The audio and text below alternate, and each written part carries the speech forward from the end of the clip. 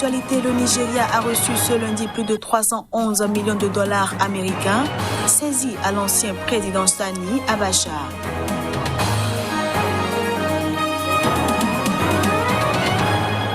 Au Mali, des centaines de jeunes ont manifesté ce lundi pour protester contre les résultats définitifs des législatives de mars avril qui ont attribué au parti au pouvoir 10 sièges de plus.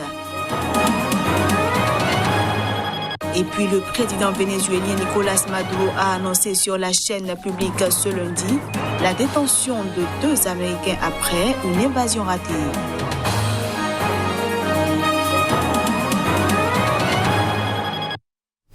Merci de toujours préférer Sika TV pour vous informer. À toutes et à tous, bienvenue.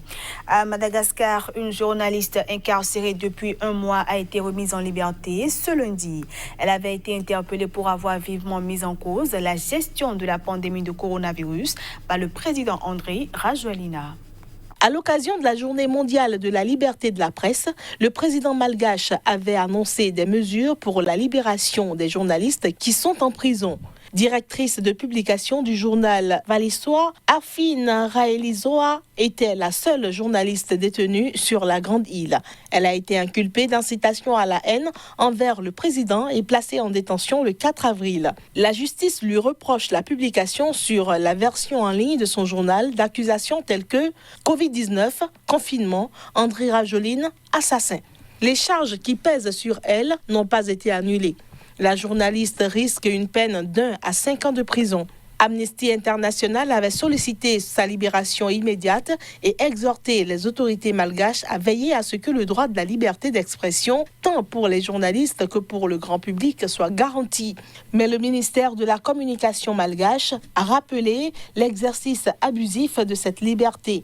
La dernière mise en détention d'un journaliste à Madagascar remonte à 2015. Pour enrayer la propagation du Covid-19, le chef de l'État a placé sous confinement pendant plusieurs semaines la population des 3 plus grandes villes du pays, dont la capitale Antananarive. Ces mesures ont été depuis levées. Madagascar a officiellement recensé sur son territoire 151 cas de contamination par le coronavirus, mais aucun décès selon le dernier bilan des autorités. En Afrique du Sud, la prochaine audience de procès de l'ex-président Jacob Zuma a été reportée au 23 juin prochain pour cause de pandémie de coronavirus. C'est ce qu'a annoncé ce lundi le parquet. La prochaine audience du procès pour corruption de l'ex-président sud-africain Jacob Zuma, programmée ce mercredi, a été reportée au 23 juin prochain.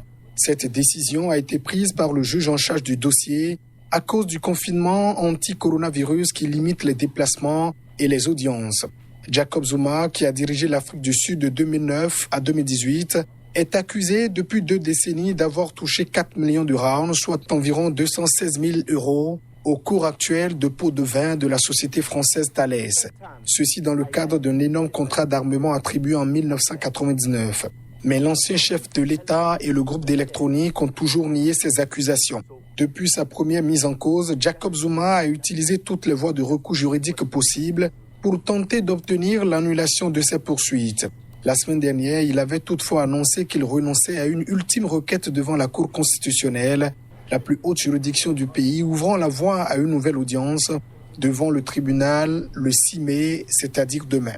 Jacob Zuma a été, rappelons-le, poussé à la démission de la présidence sud-africaine en février 2018. Il a été emporté par de nombreux scandales de corruption qui ont terni son règne. Je le disais en titre, le Nigeria a récupéré plus de 311 millions de dollars détournés selon les autorités nigérianes par l'ancien président Sani Abacha. L'information a été donnée ce lundi par le ministère de la Justice. Au terme d'un accord conclu sous l'égide des États-Unis et de l'île britannique de Jersey, le Nigeria a reçu plus de 311 797 866 dollars américains saisis à l'ancien président nigérian Sani Abacha. Dans un communiqué, le porte-parole du ministère de la Justice a précisé que ce montant est plus important que les 308 millions annoncés initialement début février grâce au taux bancaire.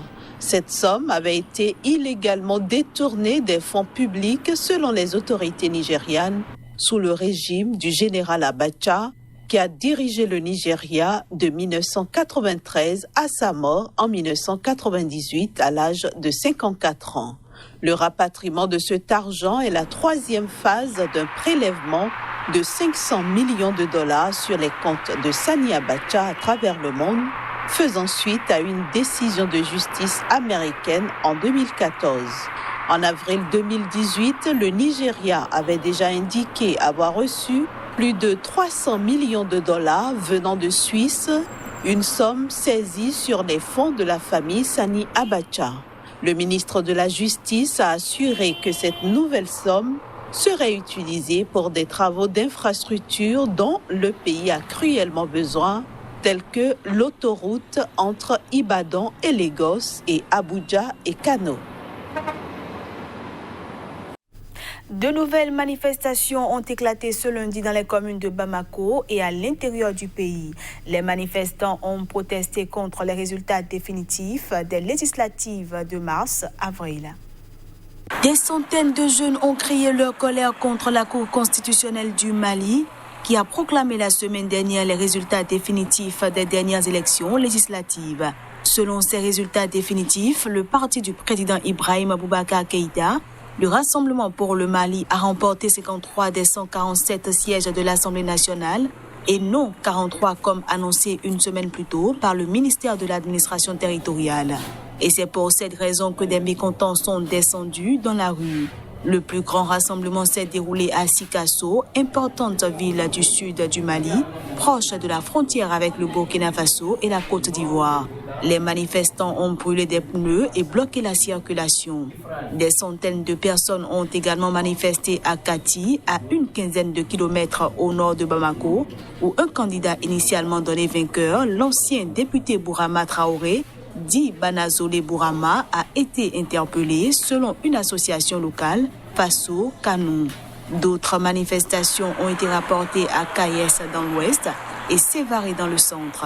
L'enjeu de ces élections législatives était de renouveler un parlement élu en 2013 et dont le mandat devait s'achever en 2018 et de faire avancer l'application de l'accord de paix d'Alger. Hors du continent africain, 2 Américains ont été capturés ce lundi au Venezuela dans une tentative ratée d'invasion par mer. L'annonce de leur arrestation a été faite par le président vénézuélien Nicolás Maduro.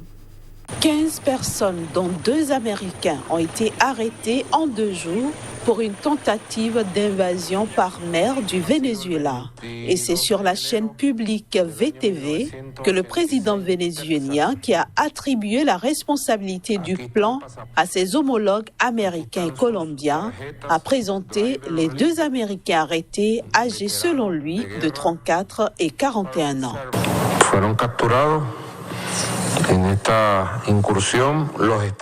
Ont été capturés lors de ce raid l'Américain Iran 7, un mercenaire professionnel des États-Unis qui a déclaré être membre de la sécurité de Donald Trump, et Lucky Alexander Denman qui a aussi déclaré être un membre de la sécurité de Donald Trump. Selon le président vénézuélien, les 2 hommes sont liés à la société privée de sécurité appelée Silvercorp USA, qui appartient à un ancien militaire américain du nom de Jordan Goudreau. Plus tôt ce lundi, le parquet vénézuélien avait accusé le dirigeant de l'opposition d'avoir recruté des mercenaires avec des fonds du pays pétrolier bloqués par des sanctions américaines pour formater une tentative d'invasion marine du pays. Mais Juan Guaido a rejeté toujours ce lundi ces accusations, niant tout lien avec la société de sécurité Silvercorp USA. Cette tentative d'invasion présumée intervient un peu plus d'1 an après l'appel au soulèvement de l'armée lancé par Juan Guaido. On passe à présent à la revue de presse Afrique.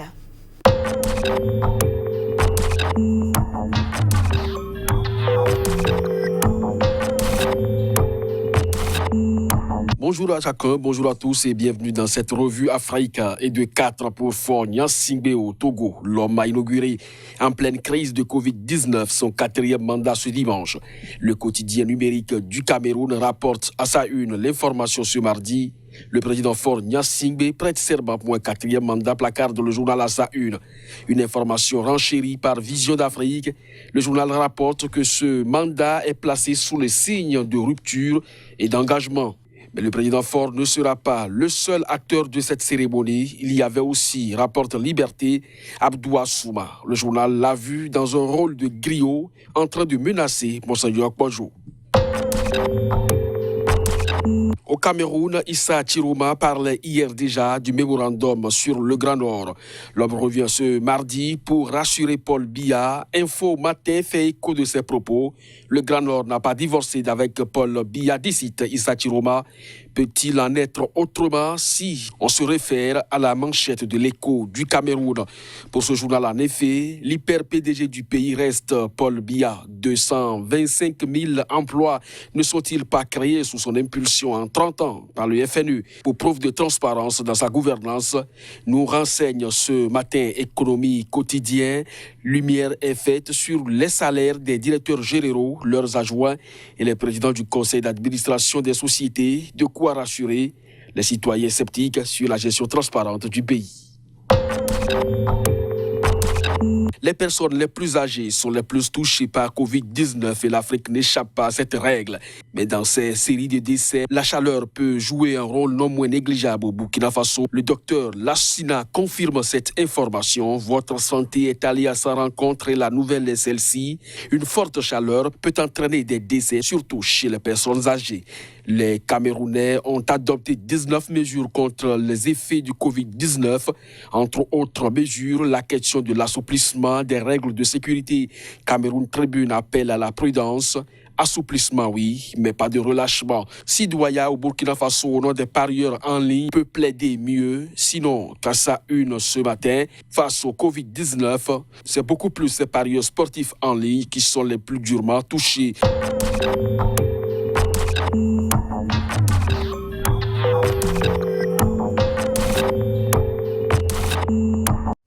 Et voilà, mesdames, messieurs, ce sera tout pour cette édition que je vous remercie d'avoir suivi.